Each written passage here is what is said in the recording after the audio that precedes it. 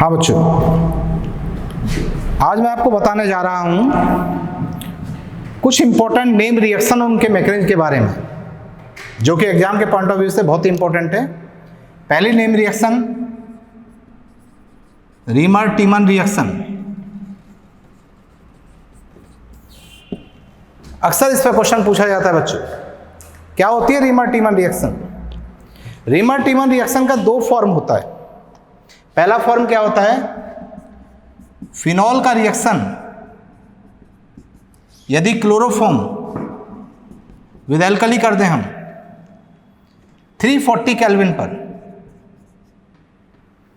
तो major product बनता है ऑर्थो हाइड्रोक्सी बेंजल्डिहाइड और माइनर प्रोडक्ट बनता है पैरा हाइड्रोक्सी बेंजल्डिहाइड। ये इसमें मेजर प्रोडक्ट है, ये इसमें माइनर प्रोडक्ट है। Common name of this compound is what, salicylaldehyde. क्या बोलते हैं इसको, सैलिसल्डिहाइड। दूसरा फॉर्म इसका ये है कि यदि आप क्लोरोफॉर्म की जगह पायरीन ले लें, पायरीन मीन्स कार्बन टेट्राक्लोराइड, बाकी कंडीशन सेम, QH 340 केल्विन, तो यहां मेजर प्रोडक्ट बनता है बच्चों सैलिसिलिक एसिड।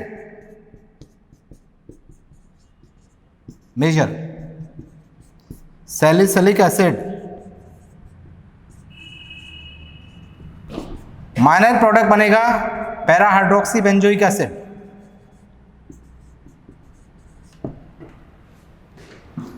अब क्वेश्चन आता है कि यदि ऑर्थो पोजीशन पहले से ब्लॉक्ड हो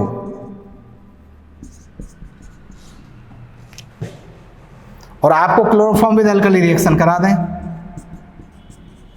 340 केल्विन पर, तो जो मेजर प्रोडक्ट बनेगा वो पैरा प्रोडक्ट बनेगा। वेनिलीन इसका नाम है, जो प्रोडक्ट बन रहा है ये वेनिलीन।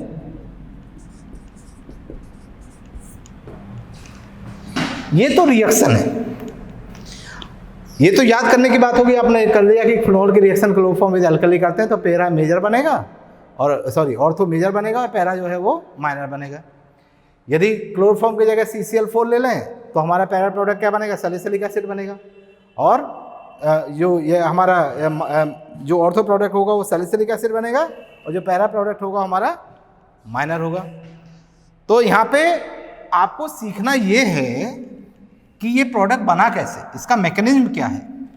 मैकेनिज्म यदि आप सीख जाओगे तो सारी चीज़ आपको क्लियर हो जाएगी। तो आपको सिखाते हैं इस रिएक्शन का mechanism.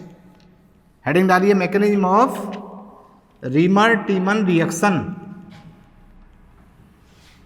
Mechanism of Reimer Tiemann reaction बहुत ही आसान तरीके से सिखाएंगे आपको। ये रिएक्शन थी हमारे पास, फिनॉल का क्लोरोफॉर्म विद एल्कली 340 केल्विन पे टेम्परेचर पे क्या बनाया हमने, मेजर प्रोडक्ट सैलिसल्डिहाइड OHCHO, ये हमारा मेजर प्रोडक्ट है। कैसे बना ये मेजर प्रोडक्ट, समझिए मैकेनिज्म। मैकेनिज्म देखो बेटा, पहला स्टेप,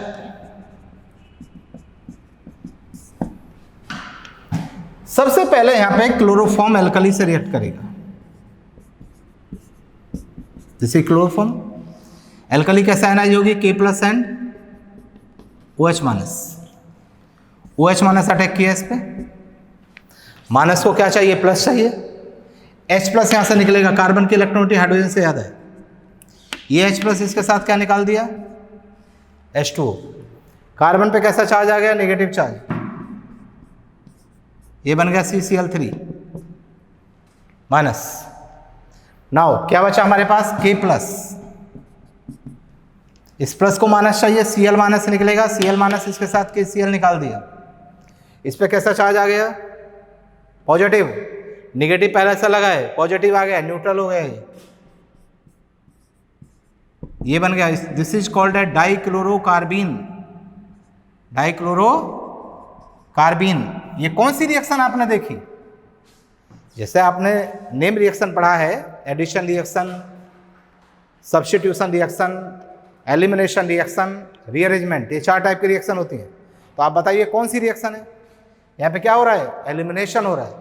एलिमिनेशन रिएक्शन 2 टाइप की होती हैं, E1 और एक E2 रिएक्शन, या कह सकते हो पहले आप अल्फा एलिमिनेशन और beta elimination. Alpha elimination reaction is called as 1-1 elimination, beta elimination reactions are called as 1-2 elimination. क्या मतलब है अल्फा एलिमिनेशन का? यदि दोनों एटम एक ही कार्बन से एलिमिनेट हो रहे हैं तो उसको अल्फा एलिमिनेशन बोलते हैं, 2 एडजेसेंट कार्बन से हो रहे हैं तो बीटा एलिमिनेशन बोलते हैं। तो यहाँ देखो, हाइड्रोजन भी इसी कार्बन से निकला है, Cl भी इसी कार्बन से निकला है, दोनों एटम एक ही कार्बन से निकले, तो कौन सा रिएक्शन है? Alpha elimination. डाइक्लोरोकार्बिन, आप मुझे ये बताओ, इलेक्ट्रोफाइल है या न्यूक्लियोफाइल है? इलेक्ट्रोफाइल का मतलब क्या होता है? Electrophile, electro means electron, file means lover, इलेक्ट्रॉनों का लवर, इलेक्ट्रॉन लविंग। इलेक्ट्रॉनों को लव कौन करेगा भाई? इलेक्ट्रॉन, किसी चीज को कोई लव कब करता है? जब उसके पास में उसकी डिफिशियंसी होती है, कमी होती है। इलेक्ट्रॉन लविंग यानी इलेक्ट्रॉनों की कमी जिस पे हो, इलेक्ट्रॉन लविंग, इलेक्ट्रॉन को लव वो करेगा जिस पे इलेक्ट्रॉनों की कमी हो। Electro means electron, file means lover, ये होते हैं electron deficient. Nucleophile, electron rich,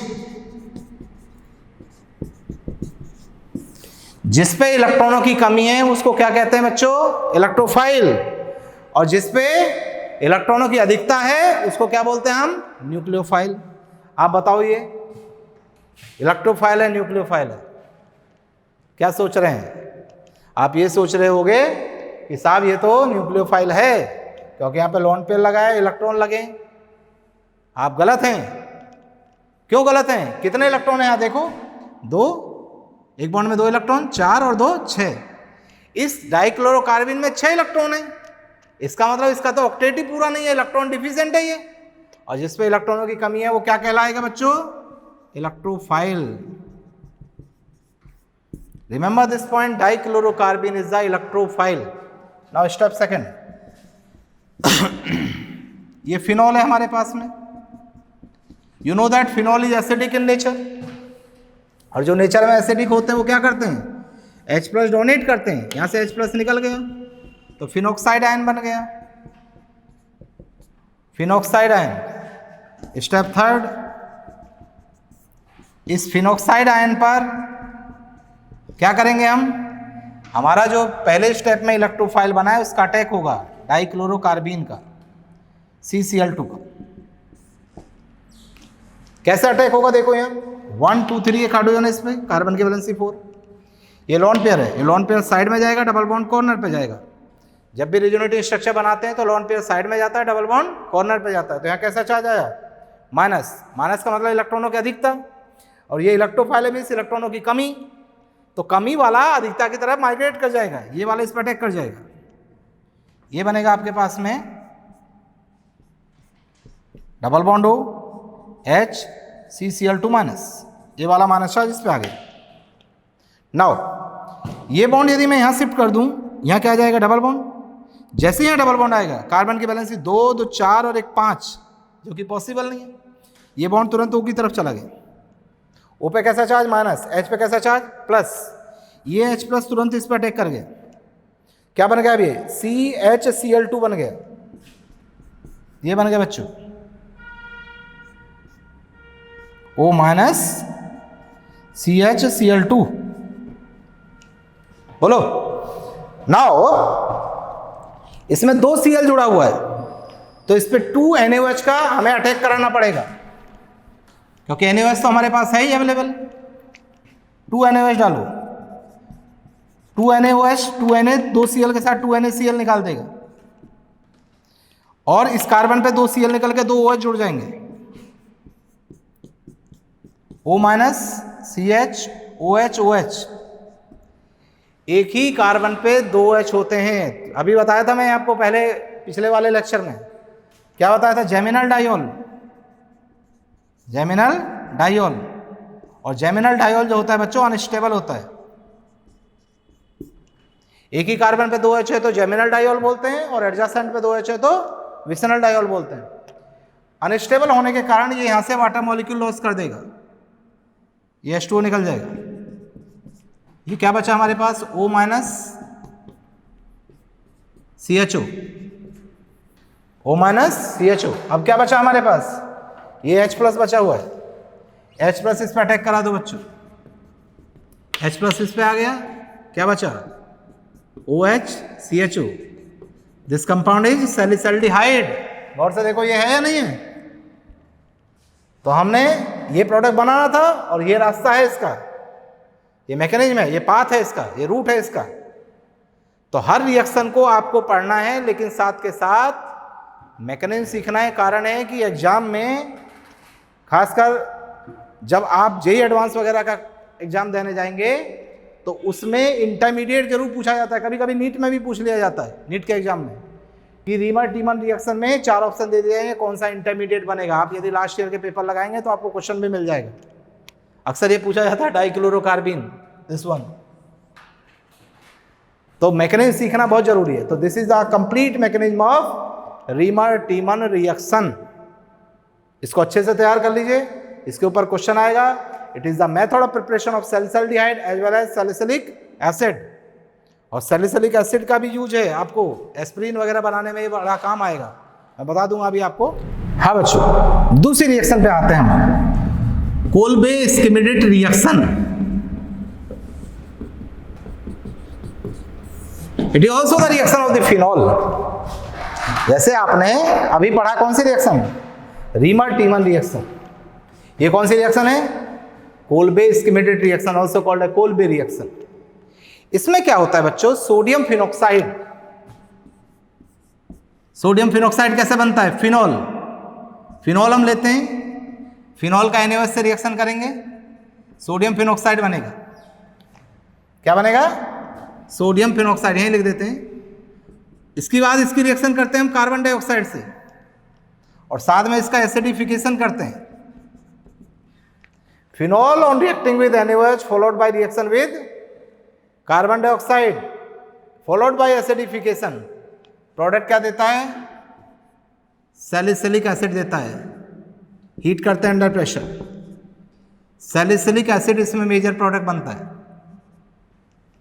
क्या प्रोडक्ट बनेगा, सैलिसिलिक एसिड। कैसे बना, सीखना पड़ेगा। क्या मैकेनिज्म, क्या है इसकी मैकेनिज्म, देखो बेटा। मैकेनिज्म, सबसे पहले हमारे पास में फिनॉल है, फिनॉल का हमने NaOH से रिएक्शन किया। ये एसिड है, बेस है, phenol is acidic in nature. आना जो Na plus and OH minus, oxygen की इलेक्ट्रॉनिक हाइड्रोजन ज़्यादा है, माइनस A प्लस, ये H प्लस OH के साथ क्या निकाल दिया, तो एसिड बेस रिएक्ट करके क्या बना देंगे, सॉल्ट, सोडियम फिनॉक्साइड बन गया बच्चों, सोडियम फिनॉक्साइड। नाउ इस सोडियम फिनॉक्साइड पे किसका अटैक होगा, CO2 का।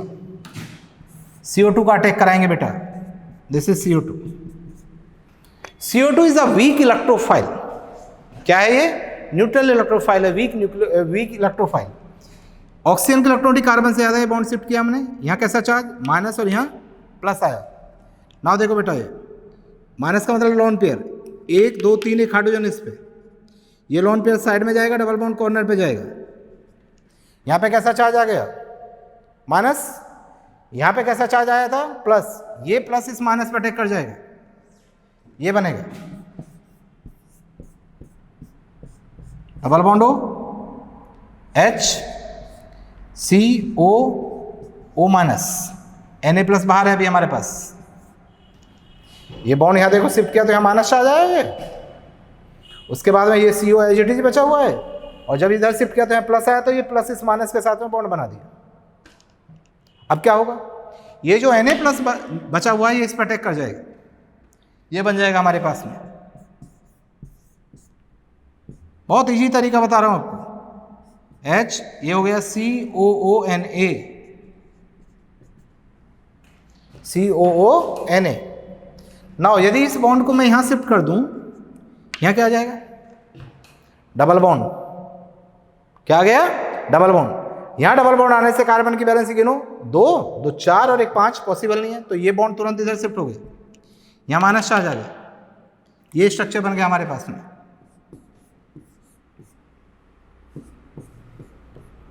O minus CO minus Na plus, H plus बच गया हमारे पास, बाहर निकल गया यहाँ से। अब ये H प्लस इस माइनस में अटैक कर गया, क्या बन गया देखो यहाँ से, H प्लस जब अटैक कर जाएगा तो स्ट्रक्चर क्या बनेगा, स्ट्रक्चर हमारा ये बना OH COONA। अब क्या करें बच्चों, एसिडिफिकेशन, मान लो डाइल्यूट HCl डाल दो इसमें, HCl NH जो H plus and Cl minus, यहाँ से Na प्लस Cl के साथ क्या निकाल दिया, NaCl, और ये प्रोडक्ट क्या बन गया, क्या नाम है इसका, सैलिसिलिक एसिड। क्या है, सैलिसिलिक एसिड, नोट कर लीजिए।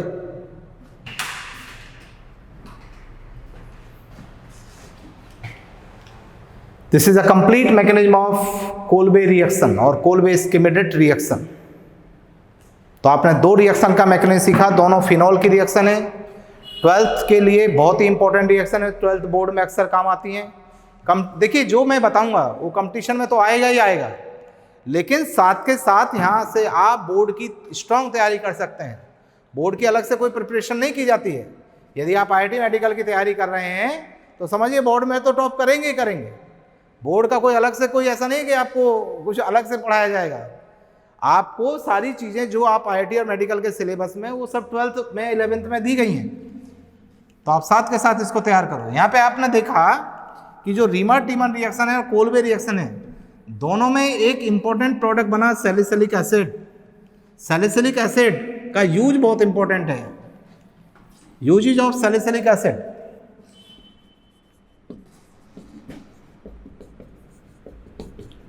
पहला, प्रिपरेशन ऑफ एस्प्रिन।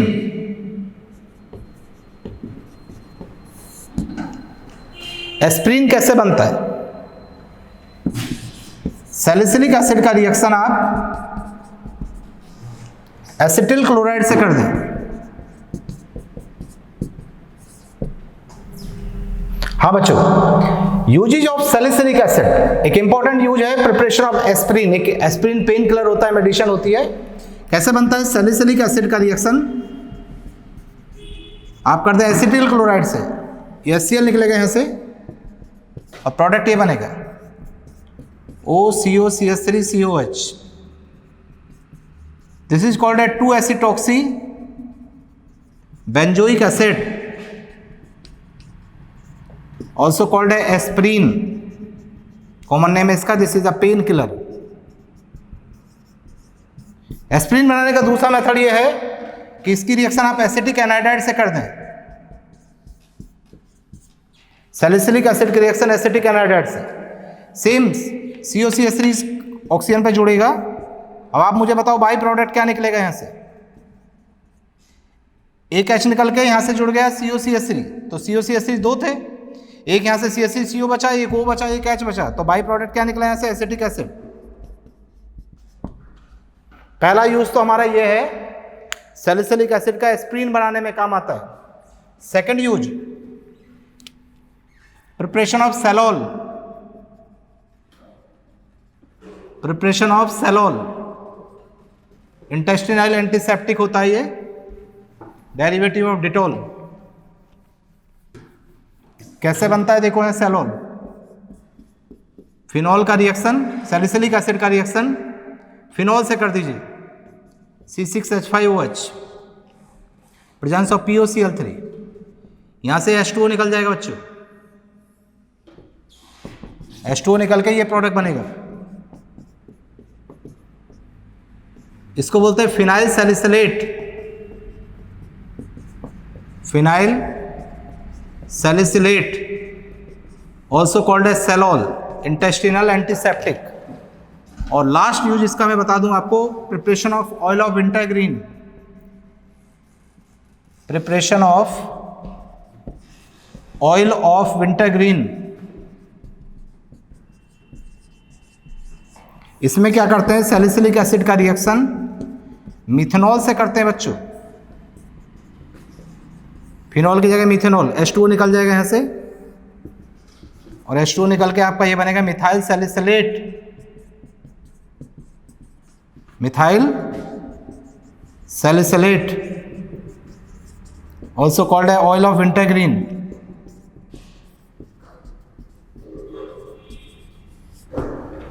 तो ये आपके इसके सैलिसिलिक एसिड के यूज है। मैं 2 क्वेश्चन दे रहा हूं, आप लोग घर से लगाइए इसको। पहला, कन्वर्ट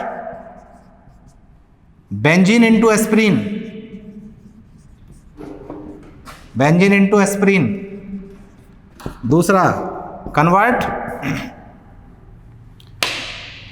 बेंजीन इनटू डिटॉल। तीसरा, कन्वर्ट बेंजीन इनटू पैरासीटामोल। चौथा, कन्वर्ट बेंजीन इनटू फिनासिटीन।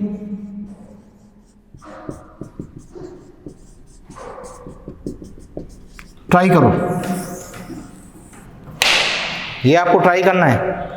चारों क्वेश्चन का कन्वर्जन करिए, और यदि हो जाए तो आपको मेरे नंबर पे इसको व्हाट्सएप करना है 9415351042, और यूट्यूब चैनल पे ही आप इसका जवाब भी लिख दीजिए। यदि कुछ आप वहाँ से PDF बना के आपका यदि हो जा रहा है तो उस पर उसको आप अपलोड कर दीजिए उसके जवाब को। यदि वो सही होगा तो मैं चेक करके आपको करेक्ट बता दूंगा, गलत होगा तो उसको भी बता दिया जाएगा। तो इसको कंप्लीट करिए। इतना जरूर ध्यान रखिए, यदि लेक्चर पसंद आता है तो चैनल को जरूर सब्सक्राइब करिए, उसको शेयर करिए, वीडियो को लाइक करिए, जिससे ज़्यादा से ज़्यादा बच्चे इसका बेनिफिट ले सकें, और जो चैनल है उसकी भी जो है पॉपुलैरिटी जो है डे बाय डे बढ़ती जाए। Thank you.